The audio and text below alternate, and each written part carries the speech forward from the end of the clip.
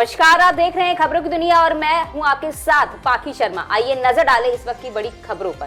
कानपुर की small arms factory ने दुश्मनों के छक्के छुड़ाने के लिए एक और घातक हथियार तैयार कर लिया है। अपनी श्रेणी का अचूक हथियार LMG बेल्ट फेट नक्सली इलाकों में और सरहदी इलाकों में अपनी मारक क्षमता के चलते दुश्मनों पर काल बनकर टूट सकता है। SFA और ADR पुणे ने इसे मिलकर तैयार किया है, जो हर मौसम में देश के जवानों का सबसे बड़ा हथियार बनने के लिए तैयार है।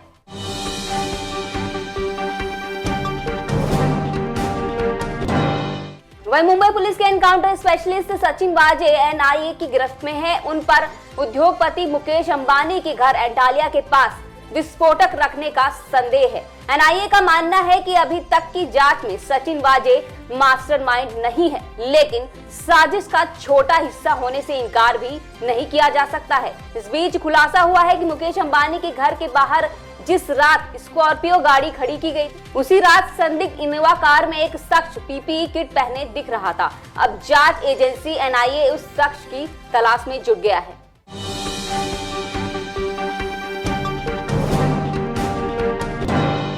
म्यांमार में तख्ता पलट के बाद से सेना और नागरिकों के बीच जारी संघर्ष का असर अब भारत में भी दिखने लगा है। दरअसल म्यांमार से लोग भारत की सीमा में घुस रहे हैं। पिछले दिनों मिजोरम के एक गांव में म्यांमार से भागकर कुछ पुलिस अधिकारी पहुंचे थे। वहीं भारत के केंद्रीय गृह मंत्रालय ने अब 4 राज्यों को घुसपैठ को लेकर अलर्ट जारी कर दिया है।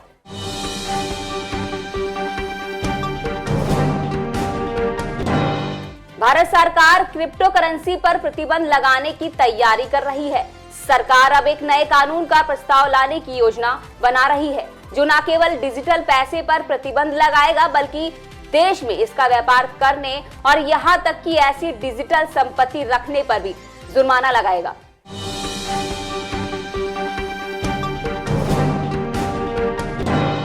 राजस्थान में सियासी संकट के 8 महीने बाद अशोक गहलोत सरकार ने ये बात स्वीकार कर ली है कि केंद्र मंत्री और विधायकों का फोन टैप किया गया था।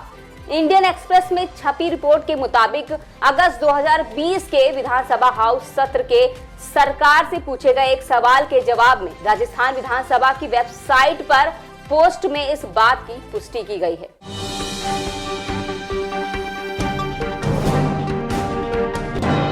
वहीं कोरोना महामारी के चलते ग्राहकों का विश्वास ऑनलाइन शॉपिंग में बढ़ गया है।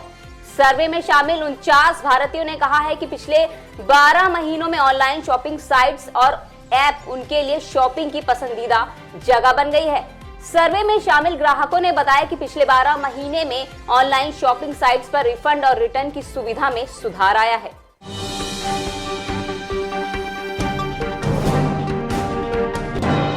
आयुर्वेद चिकित्सकों को सर्जरी की अनुमति देने पर सुप्रीम कोर्ट ने केंद्र सरकार को नोटिस जारी किया है। इस बारे में सरकार की अधिसूचना को एलोपैथी डॉक्टरों की संख्या इंडियन मेडिकल एसोसिएशन ने कोर्ट में चुनौती दी है। केंद्र आयुष मंत्रालय के तहत आने वाले central council of Indian medicine ने 19 नवंबर को एक अधिसूचना जारी की थी।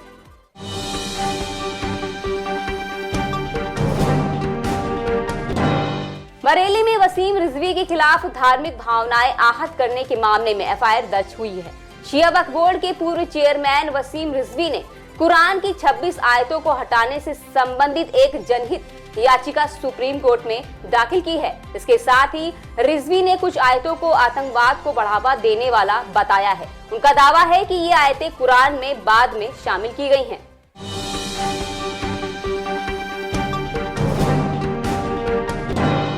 वहीं मेरठ में तंदूरी रोटी पर थूकने वाले नौशाद का वीडियो वायरल होने के बाद उसे गिरफ्तार कर लिया गया है। अब पुलिस उस पर रासुका के तहत कार्रवाई करने की तैयारी कर चुकी है।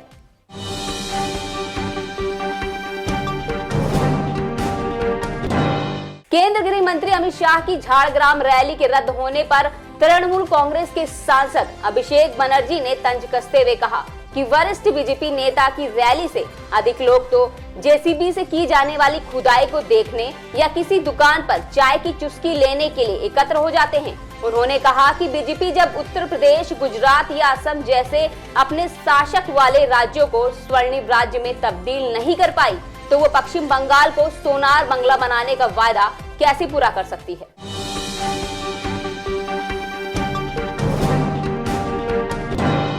वहीं वेस्ट दिल्ली की साइबर सेल टीम ने एक फेक जॉब रैकेट का पर्दाफाश करते हुए 7 लड़कियों को गिरफ्तार किया है। पुलिस के मुताबिक ये सभी एक कॉल सेंटर के जरिए जॉब के नाम पर लोगों के साथ ठगी कर रही थी। पुलिस के मुताबिक जांच में ये सामने आया है कि लड़कियों के इस गैंग में अब तक करीब 150 से ज्यादा लोगों को अपना शिकार बनाया था। ये लड़कियां सरकारी और प्राइवेट एयरलाइंस में नौकरी का झांसा देकर धोखाधड़ी की वारदातों को अंजाम दे रही थी।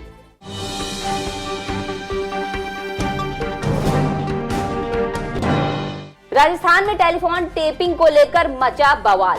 सरकार ने 8 महीने बाद विधानसभा में बीजेपी के एक विधायक के सवाल के जवाब में कहा कि सक्षम अधिकारी ने कानून व्यवस्था के लिए टेलीफोन टैपिंग की है। बीजेपी ने इसे निजात का हनन बताते हुए आरोप लगाया है कि विधायकों और मंत्रियों समेत सभी लोगों का गलत तरीके से टेलीफोन टैप किए जा रहे हैं। इस पूरे मामले की सीबीआई जांच कराई जाए।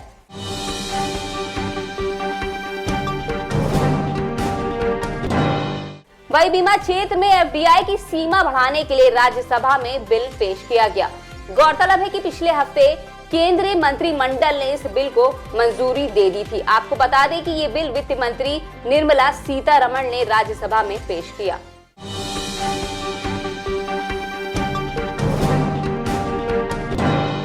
आरजेडी के स्टार प्रचारक छोटे लालू के साथ हुई मारपीट से हाथ में लगी चोट, जिसके बाद उनके हाथ पर प्लास्टर चढ़ाना पड़ा है।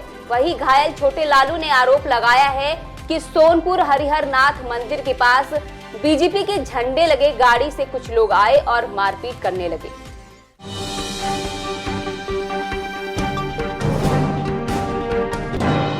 बाटला हाउस एनकाउंटर मामले में साकेत कोर्ट ने इंडियन मुजाहिदीन के आतंकी आरिफ खान को फांसी की सजा सुना दी है। अतिरिक्त सत्र न्यायाधीश संदीप यादव ने इसे rarest of the rare case माना और आरिफ पर 11 लाख रुपए का अर्थदंड भी लगाया है। आपको बता दें कि इनमें से 10 लाख रुपए दिल्ली पुलिस के शहीद इंस्पेक्टर मोहन चंद शर्मा के परिवार को और 1 लाख रुपए राज्य सरकार को दिए जाएंगे।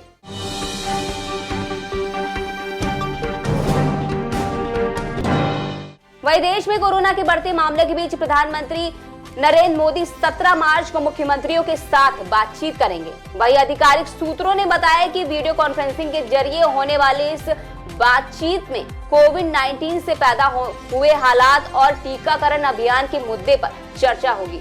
ये बातचीत ऐसे समय हो रही है जब कोरोना के बढ़ते मामलों के बीच केंद्र टीकाकरण अभियान तेजी से जोर दे रहा है।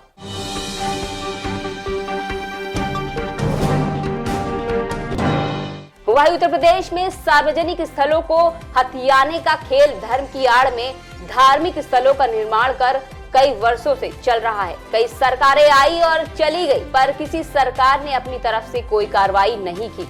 लेकिन अब इस मामले में उत्तर प्रदेश की योगी सरकार ने सख्त कदम उठाते हुए सड़क किनारे सभी धार्मिक स्थलों को हटाने का आदेश दिया है। साथ ही ये भी कहा कि अब धर्म की आड़ में अतिक्रमण और अतिक्रमण के सहारे बेशकीमती सरकारी जमीन पर कब्जा करने का खेल नहीं चलेगा।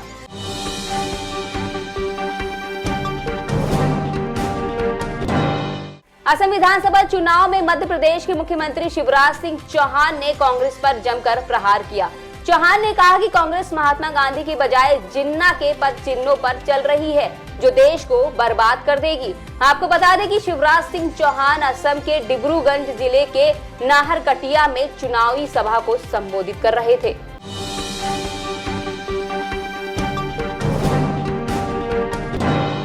केंद्र सरकार की उज्ज्वला योजना से महिलाओं को राहत मिलने का तथ्य तो सर्वाधिक है।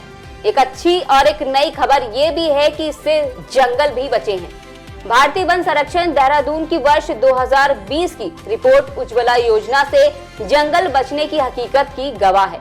रिपोर्ट बताती है कि मध्य प्रदेश के जंगलों पर ईंधन का दबाव 5.86% कम हुआ है, यानी रसोई गैस घरों तक पहुंचने के कारण लोगों ने ईंधन के लिए जंगलों की कटाई कम की है।